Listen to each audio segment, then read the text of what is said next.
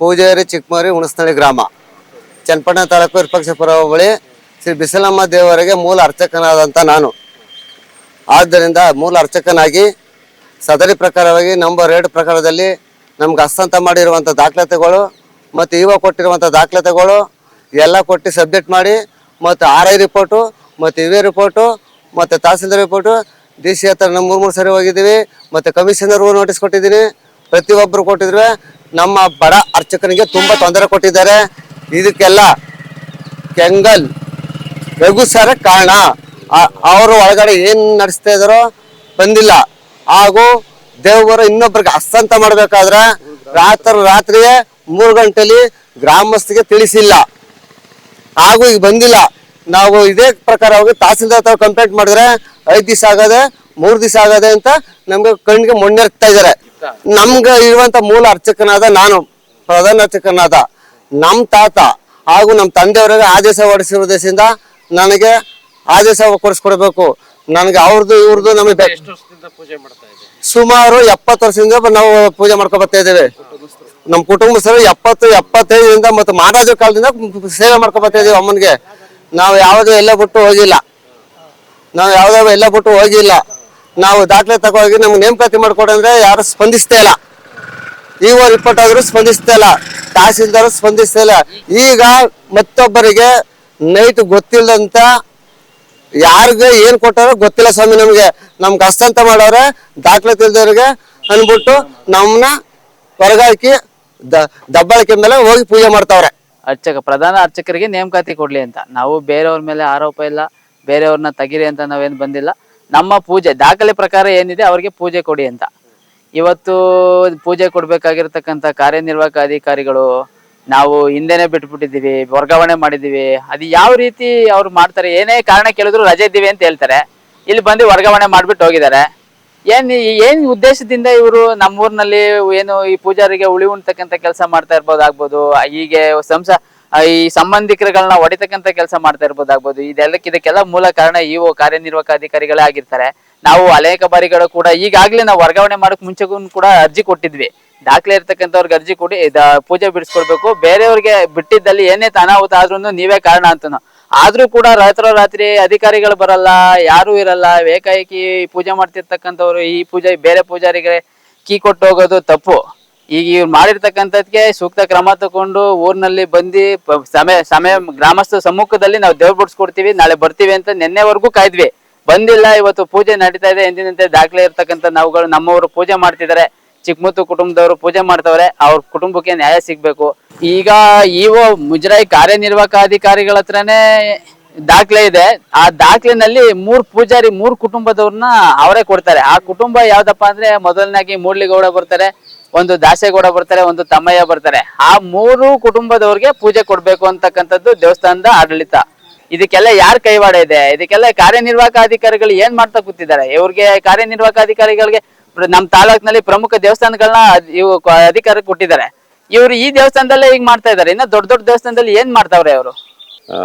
ನಾವು ಕಾಲ ಕೈ ಕಟ್ಟಿ ಹಲವು ಬಾರಿ ನಾವೇನೇನೋ ಇದ್ ಮಾಡ್ದ ಫುಲ್ ಕಟ್ತಾ ಇಸ್ಕೊಯ್ರು. ತಾಲೂಕಾ ಸ್ಪೆಷಲ್ ಹಿಂಬಾರನ ಎಂಕ್ವೈರಿಗೆ ಹಾಕಿಸ್ಕೊಬಂದಿದ್ರು, ಯಾರೋ ಹಾಕಿಸ್ಕೊಟ್ಟಿದ್ರು. ದೊಡ್ಡದ ಇದ್ರು ಇಲ್ಲಿ ಎಲ್ಲ ಅನಾಚಾರ ನಡೀತಾ ಇತ್ತಲ್ಲ. ಈಗ ನಮ್ಮಪ್ಪ ಸತ್ತಿ 24 ವರ್ಷ ಆಗೈತೆ. ನಮ್ಮಪ್ಪ ಸತ್ ಮೇಲೆ ನಮ್ಗೆ ಸಂಬಳನೇ ಇಲ್ಲ, ಸುಮ್ಮ ಪೂಜೆ ಮಾಡ್ಬಿಟ್ಟು ಹೋಯ್ತಾ ಇರೋದು. ನಮ್ಮ ತಂದೆ ಸತ್ ಮೇಲೆ ಸಂಬಳನೇ ಇಲ್ಲ, ಬಂದು ನಿಂತದ ಸಂಬಳ. ಅದು ಆ ಸಂಬಳ ತಕೊಡಿ ಅಂದ್ರು ತಕೊಡ್ಲಿಲ್ಲ. ಇವರು ಒಂದು 24 ವರ್ಷದಿಂದ ಆಡ್ತಾ ಇದೀವಿ.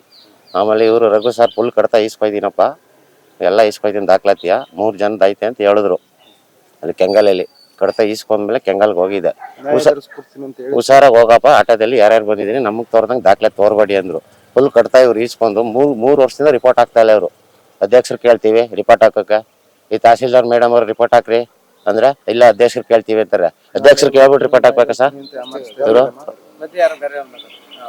ಇವರು ಚಾರ್ಜ್ ವಹಿಸ್ಕೊಂಡ್ಮೇಲೆ ದೇವಸ್ಥಾನ ಚಾರ್ಜ್ ಇವ್ರು ರಿಪೋರ್ಟ್ ಹಾಕ್ಬೇಕು ಸರ್. ಯಾರ್ದದ ಯಾರ್ದಿಲ್ಲ ಅಂತ ಸರ್ ಇವ್ರು ರಿಪೋರ್ಟ್ ಆಗ್ತಾ ಇಲ್ಲ ಸರ್. ರಿಪೋರ್ಟ್ ಹಾಕಿ ಮೇಡಮ್ ಅವ್ರು ಕಳಿಸಿ ಅಂತವ್ರೆ ಮುದ್ರಾಯಕ ತಹಸೀಲ್ದಾರು. ಇವ್ರು ಕಳಿಸ್ತಾ ಇಲ್ಲ ಸರ್. ಒಂದು 3-6 ತಿಂಗಳಿಂದ ಹಿಂಗೆ ಮಾಡ್ತಾರೆ ಸರ್. ಎಲ್ಲದಕ್ಕೂ ಅವರೇ ಕಾರಣ ಸರ್. ಫುಲ್ ಕಟ್ತಾ ಎಲ್ಲ ಇಸ್ಕೊಂಡ್ರ ಸರ್ ದೇವಸ್ಥಾನದ ಫುಲ್ 24 ಪುಟ. ಆಮೇಲೆ ಕಟ್ತಾ ಈಸ್ಕೊಬಿಟ್ಟು ಏನ್ ಮಾಡೋರು ಸರ್, ತಹಸೀಲ್ದಾರ್ ಆಫೀಸಿಗೆ ಇವ್ರು ಕೋರ್ಟಿಂದ ಹಾಕಿದ್ರು ನಮಗೆ ಕಟ್ತಾ ಕೊಡಿ ಅಂತ. ತಹಸೀಲ್ದಾರ್ ಆಫೀಸಿಗೆ ಕಳ್ಸವ್ರೆ. ನನ್ನ ಬಳಿಯಲ್ಲಿ ಐತೆ ಫುಲ್ ಕಟ್ತಾ 24 ಪುಟನುವೆ. ತಹಸೀಲ್ದಾರ್ ಬಂದು ಎಂಕ್ವೈರಿ ಮಾಡ್ತೀವಿ ಊರಿಗೆ ಅಂದವ್ರು ಸಹ ಬರ್ಲೇ ಇಲ್ಲ ಸಹ. ನಾನು ಎಂಕ್ವೈರಿಗೆ ಬನ್ನಿ ಸಹ ಮಾಡಿ ಅಂದ್ರೆ ಕೆಂಗಲ್ ತಕೋದ್ರೆ ಅವ್ರ ಅಸ್ಟೆಂಟ್ ಅಂತಾರೆ ಯಾವಾಗ್ರಿ ರೀ ಮಕ್ಕೋಗಿತ್ತೀನಿ ಅಂತ ಕೇಳ್ತಾರೆ. ಆಮೇಲೆ ಚನ್ನಪಟ್ಟಣದಲ್ಲಿ ಆದೇಶ ಆಗೈತೆ, ನಮ್ಮ ತಂದೆಯವ್ರು ಸಂಬಳ ತಕೊಂಡವ್ರೆ. ಆಮೇಲೆ ಜಿಲ್ಲಾಧಿಕಾರಿ ಮಂಡಿಸವ್ರೆ 3 ಜನ ಪೂಜಾರಿಗಳ ಅರ್ಚಕರು 3 ಜನ ಪೂಜಾರಿಗಳಿಗೆ ಸಮಭಾಗ ಹಂಚವ್ರೆ. ಇಷ್ಟೆಲ್ಲ ಇದ್ರು ಸಹ ದಾಖಲಾತಿ ಇದ್ರು ಕೊಡ್ತಾ ಇಲ್ಲ. ಈಗ 5 ಜನಕ್ಕೆ ಇಲ್ಲ ಅಂತಲೂ ಕೊಟ್ಟವ್ರೆ ರಘು ಸಾರು, ಏನು ಲಭ್ಯ ಇಲ್ಲ ದಾಖಲಾತಿ ಅಂತ. ತಿರುಗಿ ಇನ್ನೊಂದ್ಸತಿ ಕೊಟ್ಟವ್ರೆ 5 ಜನಕ್ಕೆ, ಏನು ಲಭ್ಯ ಇಲ್ಲ ಅವ್ರದ್ದು ದಾಖಲಾತಿ ಅಂತ. ಇಷ್ಟೆಲ್ಲ ಇದ್ರು ಸಹ ಯಾಕೆ ಹಿಂಗ್ ಮಾಡ್ತಾ ಇದಾರೋ ನಮ್ಗೆ ಗೊತ್ತಾಯ್ತಲ್ಲ ಸರ್. ಈಗ ನೈಟ್ ದವ್ರು ಬಿಡಿಸ್ಕೊಡ್ತಾವ್ರೆ. ಈ ಹಿಂದ್ಲ ಕಾಲದಲ್ಲಿ ಊರಲ್ಲೆಲ್ಲ ಸಾರಿಸಿ ಒಡವೆ ವ್ಯವಸ್ಥೆ ಹಳೇದು ಎಷ್ಟಿರೋದು, ಹೊಸ ಭಕ್ತಾದಿಗಳು ಎಷ್ಟು ಕೊಟ್ಟಿದ್ದಾರೆ ಒಡವೆ ಅಂತ ಎಲ್ಲ ಲೆಕ್ಕ ತಗೋಬೇಕು. ಲೆಕ್ಕ ತಕೊಂಡು ಅಲ್ಲಿಂದ ಗಂಚಂ ಬರ್ಬೇಕು. ಈ ಕೋಟಂಬಳ್ಳಿ ಗ್ರಾಮದವ್ರು ಕೇಳ್ತಾವ್ರೆ, ಉಚ್ಚಂದೊಡ್ಡಿ ಗ್ರಾಮದವ್ರು ಕೇಳ್ತಾವ್ರೆ, ಬಲ್ಲಾಪಣ್ಣದವ್ರೆಲ್ಲ ಕೇಳ್ತಾವ್ರೆ. ಇಲ್ಲಪ್ಪ ನಿಮ್ಮೂರಲ್ಲಿ ಗಂಚಂಬು ಬತ್ತಲ್ಲ ಏನು ಬತ್ತಲ್ಲ, ನೈಟೇ ದವ್ರು ಬಿಡಿಸ್ತಾವ್ರಲ್ಲ 3 ವರ್ಷದಿಂದ ಅಂತ ಕೇಳ್ತಾರೆ. ಇನ್ನು ಮಧ್ಯದವ್ರು ದವ್ರು ಬಿಡಿಸ್ಕೊಡ್ತಾರೆ ಪಡ್ಸಾಲೆಯಲ್ಲಿ ಕುತ್ಕೋದು.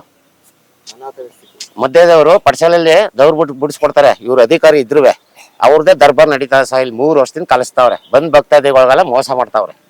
ಕುಯ್ಕೋದು ಗಡ್ಗಳು ಕುಯ್ಕೊಬಾರ್ದು ಬಿಡೋದು ಎಲ್ಲ ಮಾಡ್ತಾ ಇದ್ವಿ. ಮಾಡಿದ್ರು ಇವರು ನನ್ನ ಬಿಟ್ಟು ಬೇರೆ ನಮ್ಮ ಅಣ್ಣನ ಮಕ್ಕಳು ನಮ್ಮ ಅಣ್ಣರು ಯಾವಾಗ ಸತ್ತೋದ್ರು ನಾನು ಬಿಟ್ಬಿಟ್ಟು ಇವರೇ ಮಾಡ್ಕೊತಾ ಇರೋದು ಎಲ್ಲ ನಮ್ಮ ಅಣ್ಣದಿರು. ನಾನು ಬಿಟ್ಬಿಟ್ಟು ಆಗ ನಾನು ಕೇಳ್ಕೊತಾ ಬಂದ್ರು ಅಂದ್ರೆ ಒಳ್ಳೆದಿದ್ದು ಯಾರಿದ್ದದು ಇದು ಹಕ್ಕಿದ್ರೆ ತೋರ್ಸ ಅಂತ ಹೇಳ್ತಾವ್ರ. ಈಗ ಹಕ್ಕಿದ್ರೆ ಪತ್ರ ಕೊಡ್ಲಾಗ್ತದೆ ಏನಿದ್ದದು ಅಂತ ಹೇಳ್ತಾರೆ. ನಮ್ಮ ಅಪ್ಪರಿಗೆ 3 ಜನಕ್ಕೆ ಮಾಡೋರ ಕೋಟಿ ಮಾಡೋರ, ಭೂಮಿನೂ ಮಾಡೋ, ಈ 3 ಜನಕ್ಕೂ ಮಾಡೋವ್ರೆ. ಎಲ್ಲ ಒಟ್ಟಿಗೆ ಇವರು ಸೇರ್ಕೊಂಡು ಕಳ್ತಾರ ಬರ್ತೀವಿ ಮಾಡ್ಕೊಂಡು ಎಲ್ಲ ಬರೀ ಎಣ್ಣ ಕೊಡಿದೆ ಹೊರ್ತು ದೇವ್ರು ಮಾಡ್ತಾ ಇಲ್ಲ. ಇಲ್ಲಿ ಬರೀ ಎಣ್ಣ ಕುಡ್ಕೋತಿರ್ಗೋದೇ ಹೊರ್ತು ಈಚೆ ಬಂದು ಎಣ್ಣ ಕುಡ್ಬಿಟ್ಟು ಈಗ ಗಂಟೆ ಎಲ್ಲ ಆಡ್ಸೋದು ಎಲ್ಲ ಒಟ್ಟಿಗೆ ಎಲ್ಲ ಬರೀ ಬೀಡಿ ಸೇರಿದ್ದು ಆಗ ಅಲ್ಲಿ ಹೋಗಿ ಸೇರಿದ್ದು ಎಲ್ಲ ಬರೀ ಮೋಸ ಮಾಡಿದೆ ಹೊರ್ತು ಎಲ್ಲ ಬರೀ ಸಾರ್ಲಿ ನಂದು MLA ಯಾರು ಕೇಳೋದು ಅಂತ ಹೇಳೋದು ಈ ಥರ ನಯಿಸ್ತಾ ಕೂತವ್ರೆ. ದೇವಸ್ಥಾನಕ್ಕೆ ಯಾವುದೇ ಗುದ್ದಲಿಸ್ತಾ ಇದ್ದಾರೆ ಇಲ್ಲಿ.